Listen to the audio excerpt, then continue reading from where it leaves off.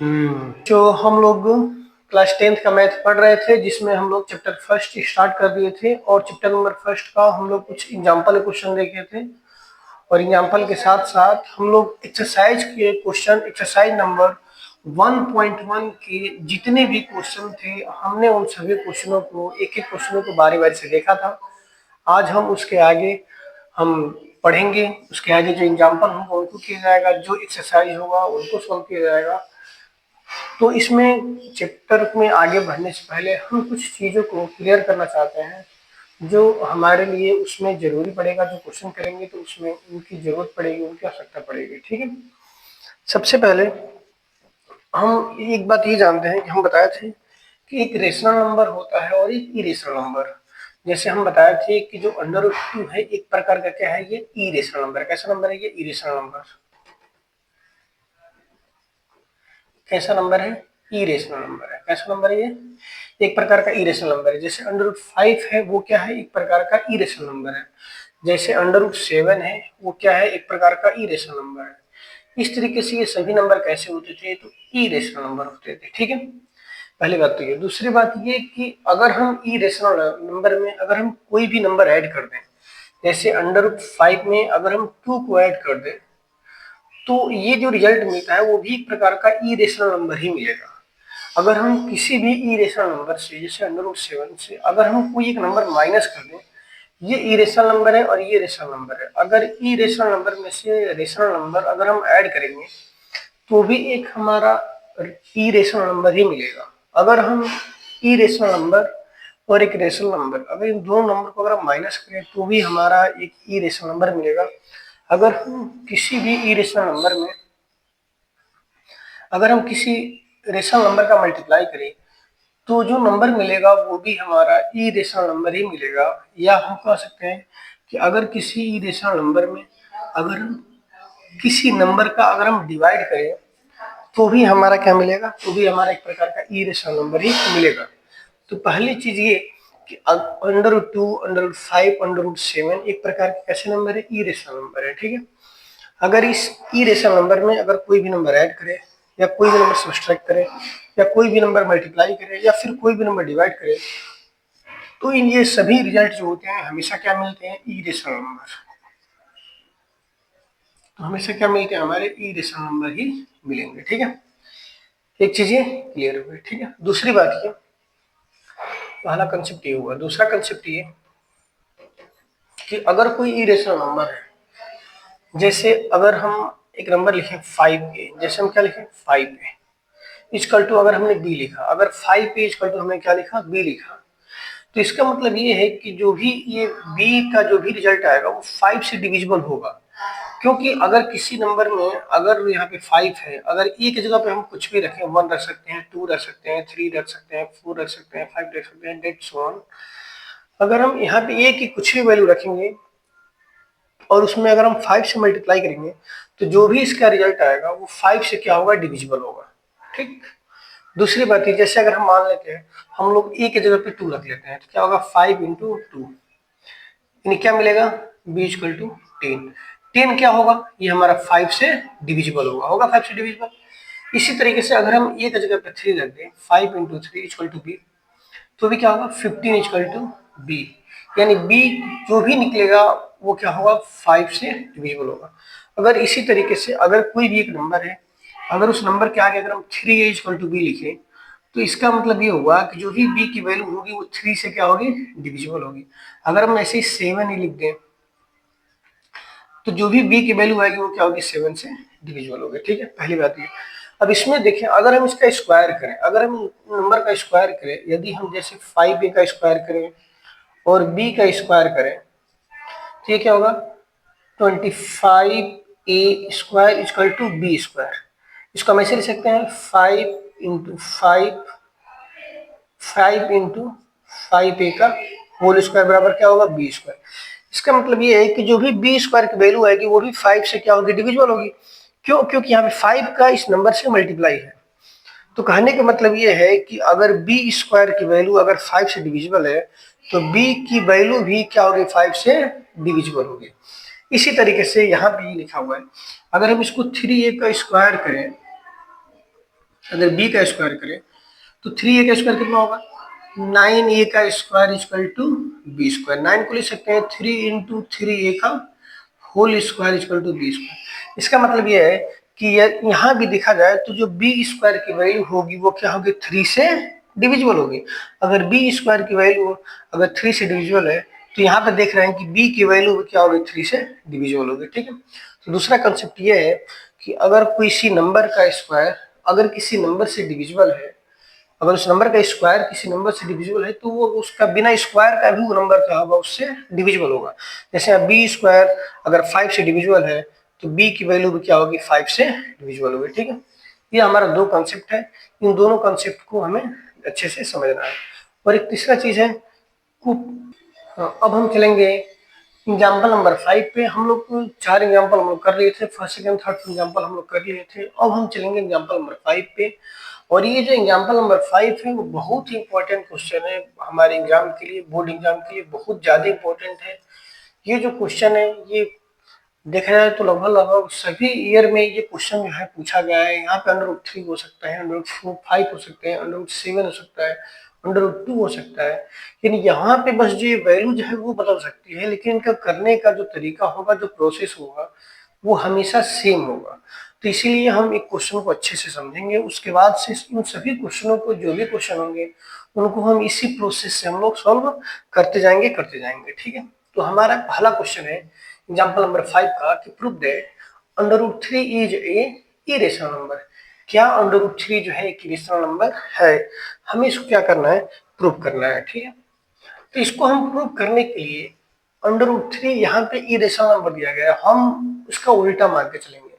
हम ये प्रूव करेंगे कि √3 क्या है, एक प्रकार का रेशनल नंबर है। तो हम √3 को एक प्रकार से रेशनल नंबर पहले प्रूव करेंगे, यानी हम लोग जो मानेंगे हम उसका उल्टा मान के चलेंगे। मानेंगे let us assume the contrary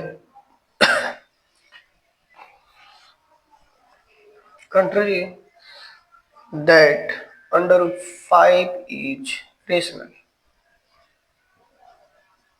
हम मान के चलेंगे कि हम एज्यूम करेंगे कि जो √5 है वो एक प्रकार का क्या है, रेशनल नंबर है।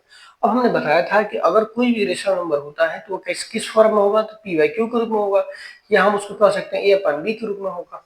हम मान सकते हैं आराम से। तो इसलिए √3 है, सॉरी, जो √3 है वो किस रूप में होगा, तो a/b के रूप में लिख सकते हैं, या इसको हम p/q के रूप में भी लिख सकते हैं, या a/b के रूप में भी लिख सकते हैं, जहां a and b are coprime number and q does not equal to 0। क्योंकि हमने बताया था कि कोई भी रेशनल नंबर है तो वहां पे जो डिनोमिनेटर होगा b है, वहां पे जो डिनोमिनेटर होगा वो कभी भी क्या होगा, 0 नहीं होगा। तो b does not equal to 0। ठीक है, अब हम क्या करेंगे, बताया था कि इसको सोल्व करेंगे, इसको मल्टीप्लाई करेंगे तो ये इक्वल टू कितना हो जाएगा, √3b। अब हम क्या करेंगे, दोनों तरफ स्क्वायर करेंगे, squaring both side, squaring both side. अब अगर हम स्क्वायर करें तो इधर होगा a का स्क्वायर इक्वल टू √3b का स्क्वायर। अब a का स्क्वायर a स्क्वायर, √3b का स्क्वायर कितना होगा, 3b का होल स्क्वायर।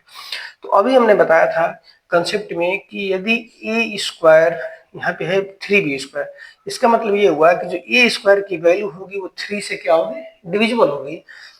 तो हम लिख सकते हैं कि जो a स्क्वायर है इज, इसको हम लोग इक्वेशन नंबर फर्स्ट मान लेते हैं। ठीक है, a square is divisible by 5।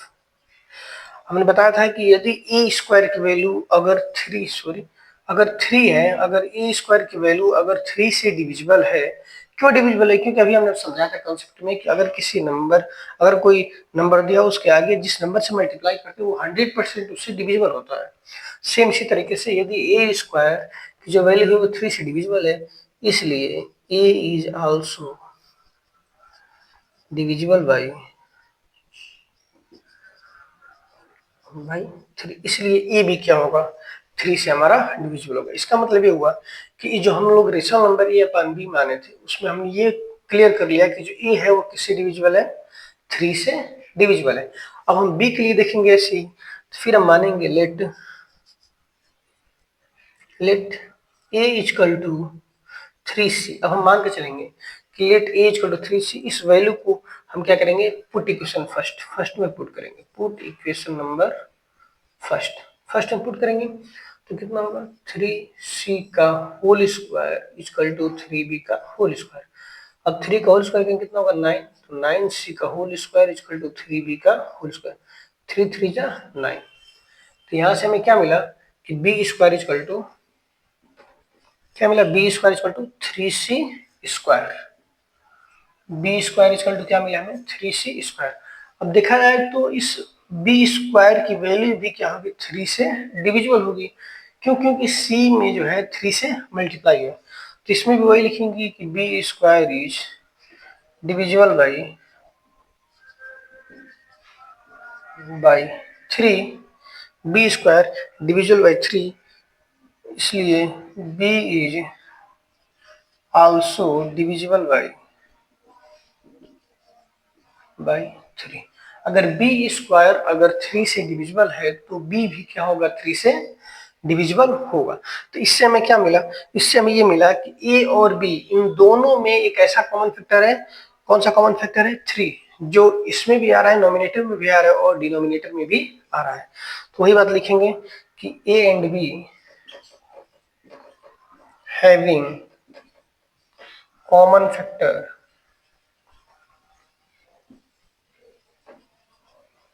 3, मतलब ए और बी की जो वैल्यू है उसमें कॉमन फैक्टर क्या है 3 है। इसलिए सो दिस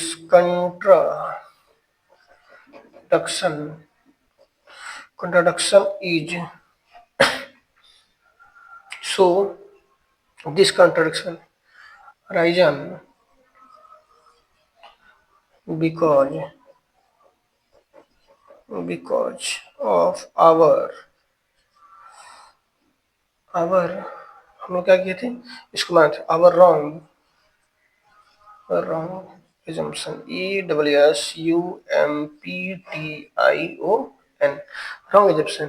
इसलिए under root 5 is a under root 3 sorry, इसलिए under root 3 is a irrational number. बराबर समझेंगे कि हमने क्या लिखा है, यहाँ पे लिखा कि ए and be having common factor 3, यानी ए और बी में जो है 3 क्या है एक कॉमन फैक्टर है। इसलिए हम कह सकते जो हमने कंट्राडिक्ट जो हमने माना था, क्या माना था हमने कि ए और बी रेशनल नंबर, हमने माना था कि ए और बी क्या है arise because of our wrong assumption. हमने क्या माना गलत मान लिया, क्योंकि ये जो है रेशनल नंबर आ जा रहा है, इसलिए कह सकते हैं कि जो अंडर रूट 3 होगा एक प्रकार क्या होगा इरेशनल नंबर होगा। ठीक है, अब इसको एक बार और अच्छे से समझ लेंगे, एक बार देख लेंगे, जहां ना समझ में आए उसको एक दो बार आप समझेंगे तो कोशिश करेंगे तो आ जाएगा। थोड़ा ये लेंदी है, इसकी जो लैंग्वेज है वो थोड़ा लेंदी है। ठीक है, आप समझेंगे 2 बार 3 बार इसको ट्राई करेंगे, 2-3 बार लिखेंगे तो ये क्वेश्चन जो है आसान हो जाएगा आपके लिए। और ये क्वेश्चन बहुत ही इंपॉर्टेंट है पेपर के लिए, क्योंकि ये पेपर में नियर अबाउट हर साल आ चुका है। ठीक है, इसको आप ध्यान। अब हम चलेंगे क्वेश्चन नंबर 6 पे। क्वेश्चन नंबर 6 का रहा है कि so that 5 minus under root 3 is irrational number. अभी हम वीडियो स्टार्ट होने से पहले कुछ समझाए थे कि अगर हम इरेशनल नंबर में अगर कुछ भी घटाएं या किसी नंबर में से उसको घटाएं या इसमें से किसी नंबर को हटाएं तो हमेशा इरेशनल नंबर ही हमें प्राप्त होता है। ठीक है, तो इसको भी हम कैसे सॉल्व करेंगे, इसको भी हम उसी मेथड सॉल्व करेंगे कि मानेंगे let 5 minus under root 3 is a rational number,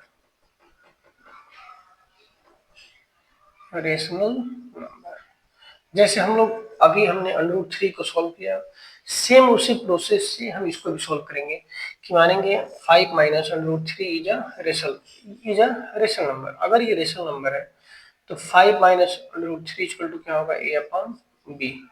फिर a एंड b क्या हो जाएगा हमारा, a and b are coprime,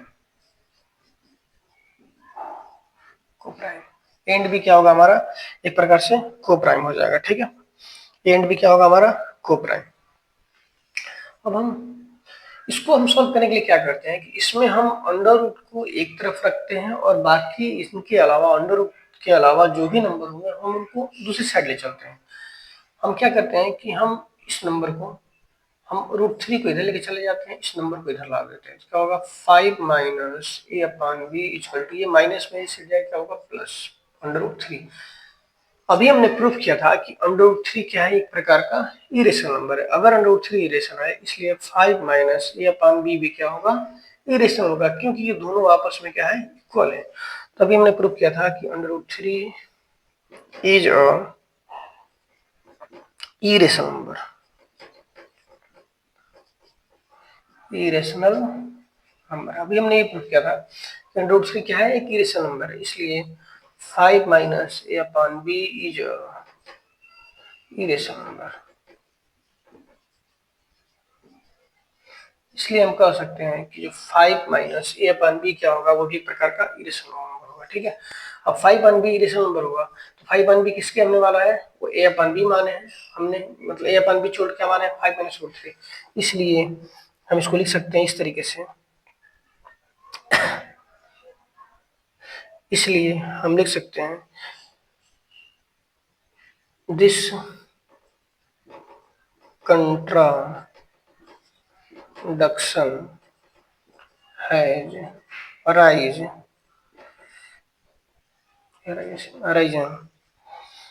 because of our because of our incorrect assumption that 5 minus √3 is irrational। ठीक, इस तरीके से हम इसको सॉल्व करेंगे। अगर एग्जाम में अगर ये क्वेश्चन आता है तो ये हमेशा 2 नंबर में आएगा। ठीक है, अगर बस पूछता √3 is a irrational number proof करने के लिए तो हमेशा 4 नंबर में आएगा। ठीक है, क्योंकि इसको करने के लिए बस हम इसको लिखेंगे। हाँ, इस लाइन को हम अच्छे से याद कर लेंगे। अगर नहीं समझ में आया इस लाइन को हम क्या करेंगे 2 बार 3 बार लिखेंगे तो ये लाइन क्या होगी याद हो जाएगा। क्योंकि ये जो लाइन है ये हर क्वेश्चन में लिखना पड़ेगा। जब भी क्वेश्चन को हम इरेशन को प्रूफ करेंगे तो उसको हम बार बार इस लाइन को लिखेंगे, एक ही लाइन को बार बार लिखना पड़ेगा। ठीक है, इस तरीके से हम लोग एग्जाम्पल नंबर 6 को सॉल्व कर लेंगे। एग्जाम्पल नंबर 7 पे, एग्जाम्पल नंबर 7 कह रहा है सो दैट 3√2 इज इरेशनल। हम वीडियो स्टार्ट होने से पहले बताए थे कि अगर किसी भी इरेशनल नंबर में अगर किसी भी नंबर का मल्टीप्लाई करें तो वो हमेशा एक इरेशनल नंबर ही प्राप्त होता है। ठीक है, तो इसको हमें प्रूव करना है कि क्या ये इरेशनल है। तो इसको भी हम लोग मान के चलेंगे कि इरेशनल नंबर है। माने let 3√2 is a rational number. मान के चलेंगे कि 3√2 क्या है एक प्रकार का रेशनल नंबर है। ठीक है, तो रेशनल नंबर है तो लिख सकते हैं 3√2 equal to a upon b where a and b are coprime number, अभी हमने बताया था कि अगर इसको प्रूफ करना हो तो हम क्या करेंगे, रूट को एक तरफ रखते हैं और जो भी नंबर इसके साथ होंगे उनको हम अगले दूसरे तरफ चले जाते हैं। अगर हम 3 कैसे मल्टीप्लाई है तो इधर ले जाएंगे तो डिवाइड होगा, तो √2 इक्वल टू कितना होगा ए अपॉन 3 बी, कितना आएगा ए अपॉन 3 बी। और ए अपॉन 3 बी क्या है एक प्रकार का रेशनल नंबर है और हम जानते हैं कि √2 क्या है एक इरेशनल नंबर है। हम जानते हैं कि √2 इज ए इरेशनल नंबर। हम जानते हैं कि √2 क्या है एक रेशनल नंबर है, तो इसलिए हम कह सकते हैं कि ये पूरा जो नंबर है वो कौन सा 3√2, इसलिए 3√2 इज अ, इसलिए 3√2 इज इरेशनल, इसलिए पूरा नंबर क्या हो जाएगा हमारा इरेशनल हो जाएगा। ठीक है, क्योंकि √2 के इक्वल ये ए अपॉन 3 भी है, तो इसी तरीके से जब √2 इरेशनल हो गया तो ये भी इरेशनल होगा, और जब ये इरेशनल हो गया तो जो हमने जो दिया गया क्वेश्चन 3√2 वो भी क्या होगा एक प्रकार का इरेशनल नंबर हो जाएगा। ठीक है, तो इस तरीके से आज हम लोग एग्जाम्पल नंबर 5, 6 और 7 हम लोग 3 एग्जाम्पल किए।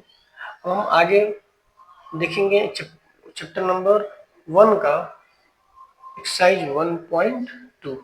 ठीक है, अगर आप लोग को वीडियो पसंद आया हो तो आप लोग इसको लाइक करें और शेयर करें।